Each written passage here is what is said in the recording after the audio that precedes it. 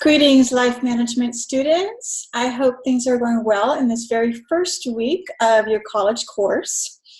I want to talk to you for a few minutes about one of your assignments for this week, or actually this week and next week, which is talking about social capital.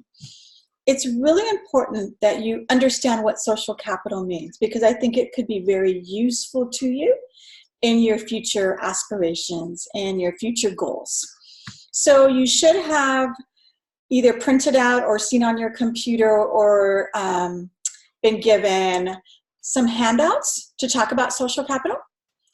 We're going to read about Juan and Juan's big dreams. And the story of Juan comes from this book. It comes from a book that actually a professor that I worked with when I was doing my doctorate work, when I was going through my graduate program to get my doctor's degree. I had a professor that I worked very closely with.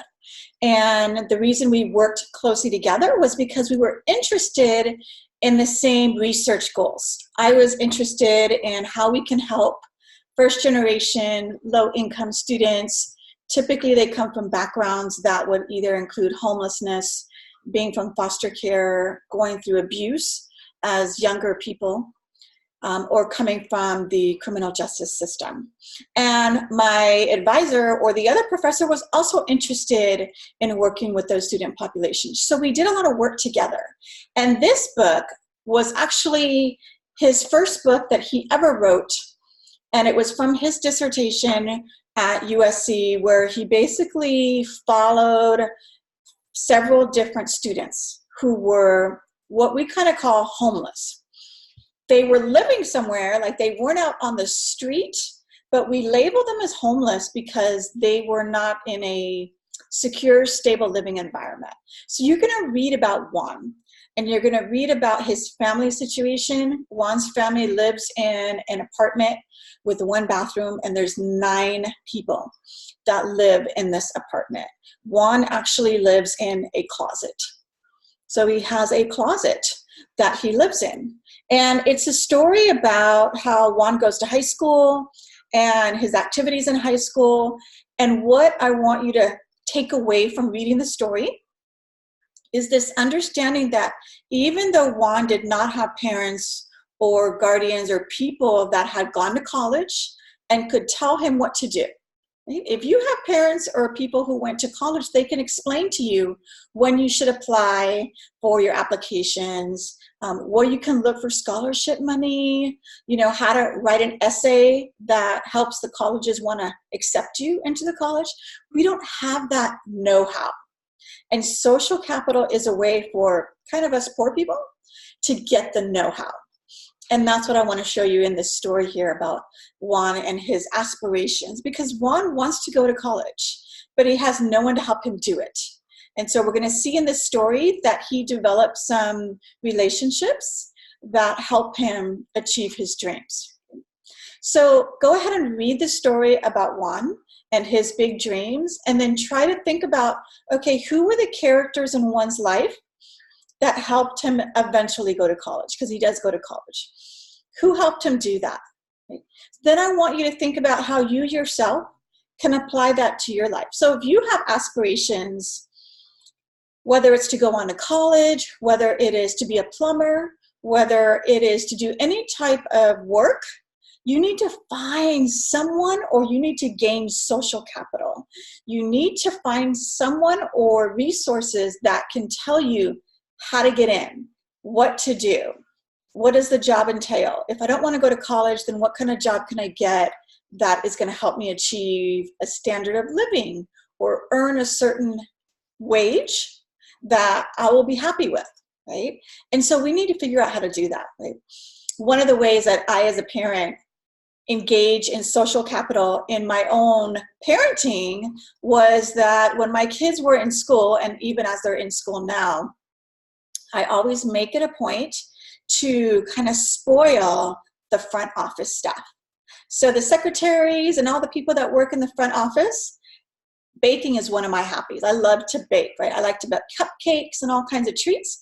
And so I made it a practice for my kids' school that I would regularly just take in baked goods, right? And then every holiday season, I would take in a huge tray of different cookies and cupcakes and all kinds of different treats for the staff. And every year the staff would say, when are you dropping off your tray? We're so excited. We're looking forward to all your treats, right?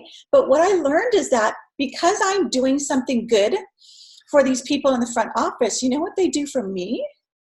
They would keep me updated on how things were going with my kids at school. So sometimes they would tell me, hey, I noticed that, your son was talking to some boys that, maybe you need to look into kind of like their practices. These are the boys that really don't turn in homework. They're kind of getting into trouble.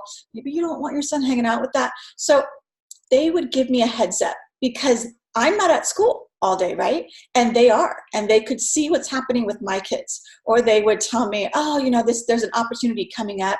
Make sure to get your kids' application in quick, right? And we'll put you at the top of the list, right? Do you see what happened here? I was exchanging kindness, and I was exchanging giving them something that really didn't cost me much. It cost me time and some little money and effort to make, but I was being good to them. And in exchange, out of the 500 kids that they have in school, they're making sure to look out for my kids. And so that is social capital.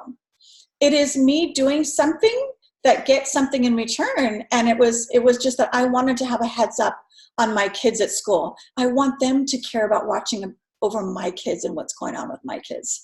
And that's what I want you to learn, is that we can build relationships in our education, in our place of business, that are going to be helpful to us. And it's reciprocal. I enjoy being kind and I enjoyed baking. So it wasn't a hardship for me to do those things. And I love bringing joy to people. So it was so nice when they enjoyed the things that I did. Yet it was also beneficial for my kids because, again, they think highly of you. And if there's chances for your kids to maybe be chosen for something, they're going to put at the top of the list the families that they have a relationship with. Not the families that they never see or they don't know who they are. They wouldn't know if they saw you, but they knew who I was. They knew who my kids were, who their teachers are. They know about our life. And so that is social capital. And I want you to learn how to do that. I want you to see that there's great benefit in building relationships, right? Whether that's with me, right? If you aspire to continue your educational journey at Delta College, or even if you're going to go off to a different college, I always tell students at the end of the semester, I am here as a resource. And so if you have questions about what classes you should take or how to be a successful student, or how I didn't do maybe so well in this class or as well as I would have liked, how do I do better, right? I'm there as a resource, as most of us who teach are. I hope that most professors are looking forward to student success. And so, learn that you reaching out will gain something in return, right? So I want you to read one story, and then I want you to answer the questions on your assignment. It's not due until next week because I want you to take some time.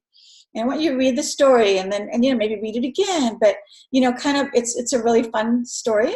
And, so read the story. And then next week when we have our conversation, I will tell you where Juan is today, because Juan is an actual person and he's actually, out there today. And so I will tell you kind of what happened after his story was written in this book and where he ended up. So enjoy learning about social capital. We'll talk a little bit more about it next week. And I'm very proud of you for a successful first week of this college engagement in life management. So look forward to seeing you next week.